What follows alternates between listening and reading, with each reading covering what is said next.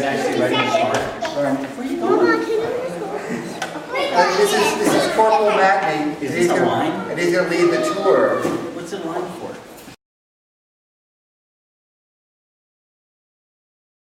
Hearing here, when you talk, it echoes.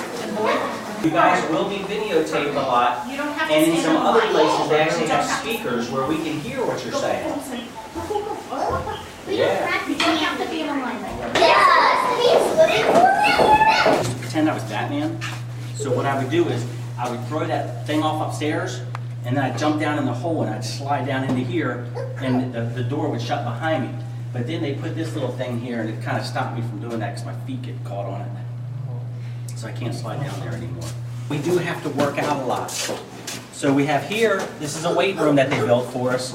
And then over here, because sometimes people run from us, they want us to stay in good enough shape to be able to chase after people, so they've got, no, they don't. You have to actually go through a test to be able to use this stuff. And even we have to go through, a special officer has to sign off and show us how to use everything. But this is the stuff that helps us keep in good shape. We're actually going around through here. These are like places where we store stuff, like Homeland Security. These two have what we call evidence. Yeah, these have evidence in them. My card won't work on these, but this is where if somebody commits a crime and they leave something behind, What does commits a crime mean? Does something wrong. And if they leave something behind that might tell us who they are or how they did whatever they did, that's called evidence. It's stuff that helps us prove that they did something that was done wrong. Because that door at the end of the hallway is the door you see over there. We collect those. Our department actually collects these. These are other departments that we have contact with, either dropping a prisoner off, picking a prisoner up, or they come here to get a prisoner.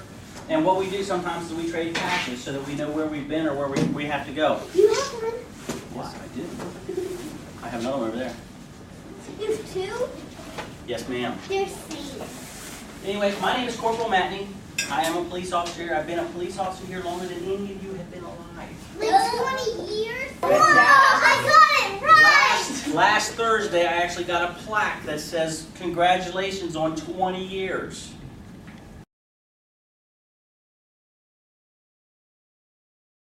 So I don't waste too much time, I'm going to show you some of the stuff that I carry on my gadget belt. How many people have you arrested? Over 1,000. Oh! This is a trick question. Key to what? Batmobile. Key to freedom. Oh, No. Somebody had it. What was the key to? Batmobile. Key to my Batmobile. It's actually a laser that starts with a T and you lose the L. But it's a taser. When I take this cartridge off, it makes it absolutely safe. And it doesn't do anything. I'm going to leave that over there so there's no accidents, no mistakes, no stupidities. You're going to do a DRB? Yeah, no. But see, if you look, it's got a laser. What that laser does is shows me where this thing is supposed to hit with the electricity. What this does is it actually shoots out two little wires. And those wires have little harpoons on the end. Harpoon? Yeah, like little spears. Only they're little. And what they do is they stick into the jacket or clothing that the person's wearing, or sometimes even into the skin, and they just sit there. And the electricity goes between them, and it makes the muscles tighten and loosen real fast, so the person can't control themselves. It does hurt very bad. I've been hit with this twice. I know how it feels. Who has any idea what's in here? A gun? No, it's next to the gun, though. It's close. What? Gunpowder? No. Flashlight. Ah! There you go. What is that? It's a ready mask. Ha! Gotcha. You use them for doctor. No. I use it if I have to go into a stinky, smelly crawl space. See how it folds over the nose, goes under the mouth, and you breathe through that little tube there, so it's all clean for you. Why do I carry rubber gloves? Because if there's something poison in them, you can still touch it. That is true. Yeah.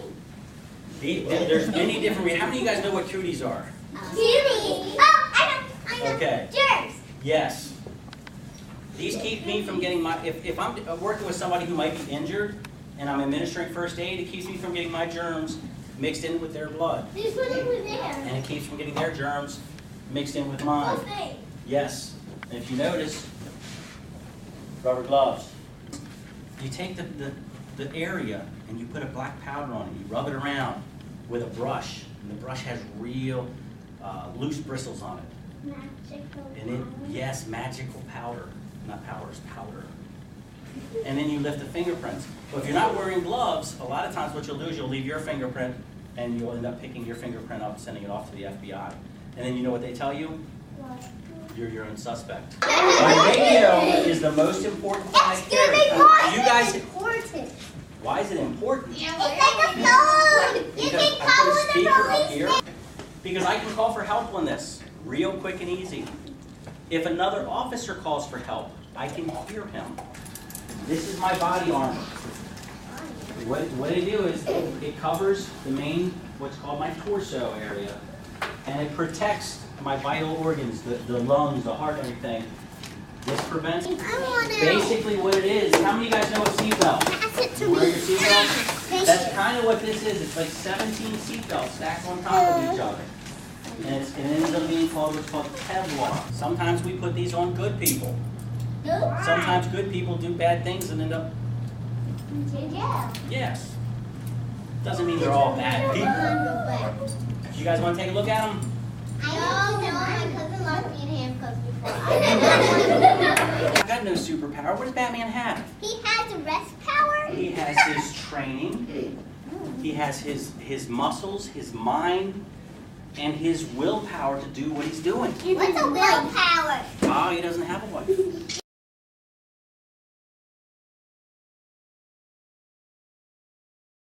Going along the building this way. You go in that door up there. Oh, this can't. When they dispatch it to us over the radio, they also send it to us electronically to our cars, so we get to read everything they wrote. Now, if you notice, she only has to watch about 10 computers right now, but when there's 2 of them in there, they've got to watch like 18 computers. If you look back this way, up on the wall, do you see that screen that has 16 little squares? Yeah. Those are the cameras that are all over the station. And if you look at right here, there's another on the inside of the wall. You see that other screen that you just see the bottom of? That has 16 more cameras. No. So there's 32 cameras Where? I can see you. right there. The little black thing that's like looks like a TV. Oh yeah, I see it. That has 16 more screens on it. I see And if you notice, there's cameras all over the place.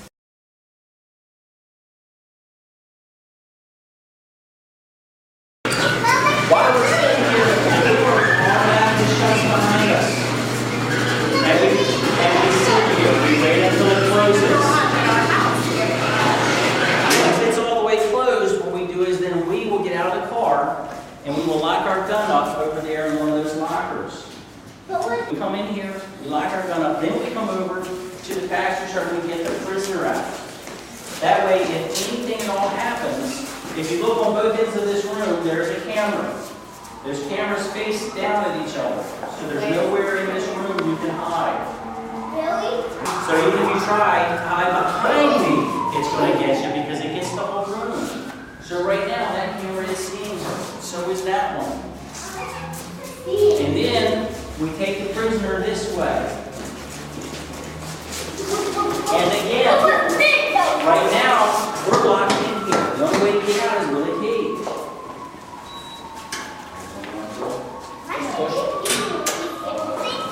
Because everything is locked, we have to use the key to go everywhere. Yes. We fingerprint them, which is that green panel over there, the green light.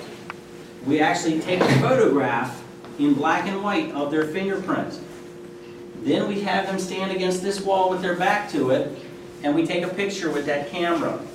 And what it does is it connects electronically that photograph to those fingerprints. Who said that? The dispatcher did, came through the phone. And then, if I fingerprint you and the fingerprint photograph don't match the name you gave me, it automatically goes to the FBI database, which says, hey, that's not John Smith, that's Joe Smith. And then it sends me a picture of who Joe Smith is, and I find out that you were lying to who you were. Then, after we get done with that, what we do is, we have them wash their hands anyway, because I like to be clean. and then we put them in a holding cell. It's nasty, it's disgusting. Well, if you look up there, you see a camera? Yeah. My dispatcher has to watch. Now, in the camera in there, when they're watching this area, Do they have a bathroom in there? oh, why don't you go in and look? And then we will handcuff them to the wall. The reason we handcuff them to the wall is they can't get up, they can't move around, they can't do But what if they anything have to on go their to the own. bathroom? That's where it gets really bad.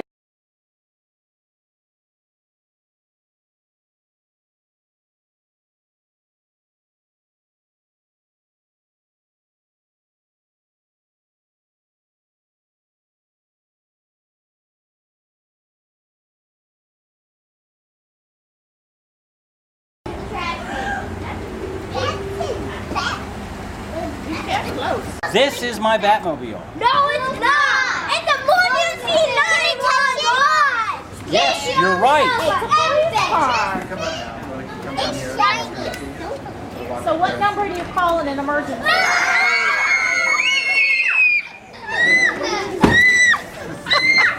Hi, Teresa. Who has any idea what these lights actually mean? This is bad guy. No. Actually, it means a good guy's coming through. So, what we do is we put different types of lights. The blue lights mean police. Only police are allowed to have the blue lights. The red mean emergency vehicles. So fire department vehicles and police vehicles are allowed to have red. The reason we have the white is because the white is the one that you see the most and you can see from the farthest away. It doesn't mean emergency, it doesn't mean anything, it just means, hey, we're trying to get your attention. Just like your school buses have a strobe light on the top.